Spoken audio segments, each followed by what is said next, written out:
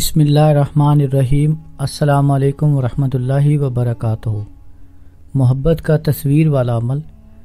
ये अमल इंतहाई आसान है क्योंकि ये हर शख्स आसानी से कर सकता है।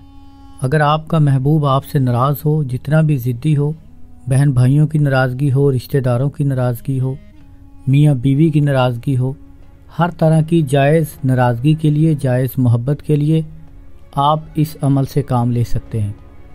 इस अमल में आपके पास महबूब की तस्वीर का होना लाजमी है। अगर आपके पास तस्वीर ना हो तो फिर भी ये अमल असर करेगा। अमल को करने का तरीका ये है कि आप हफ्ता और मंगल की रात के अलावा किसी भी रात मुश्तरी या ज़ोहरा की साथ में इस अमल को शुरू करें। अमल से पहले बावज़ू अपना हसार करें, मुंह में कोई मीठी चीज़ रखें, उसके बाद अपने महबूब की तस्वीर अपने सामने रखें और महबूब के मिजाज के हिसाब से आप ये अमल पढ़ें। ये अमल आप 101 मरतबा पढ़ेंगे। अमल के अव्वल आखिर आप दुरूद पाक 11-11 मरतबा पढ़ेंगे। और ये आयत सूरत यासीन की आयत नंबर 9 है। वजअलना मिन बैनि अयदीहिम सद्दन व मिन खल्फिहिम सद्दन फ़अग़शयनाहुम फ़हम ला युबसिरून। 101 मरतबा पढ़कर महबूब की तस्वीर के ऊपर फूंक मार दें और मोहब्बत का तसव्वुर करें। फूंक मारते वक्त ये कहें, बस्तम ख्वाब चैन और आराम, अक्ल होशो हवास शदीद अलहुब, फ़लाँ बिन फ़लाँ फ़िलफ़ौर मुझसे शदीद मोहब्बत करे।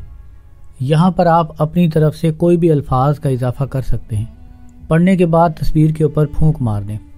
इसी तरह आप हर रोज़ करते रहें, मुसलसल करते रहें जब तक आपका काम ना हो।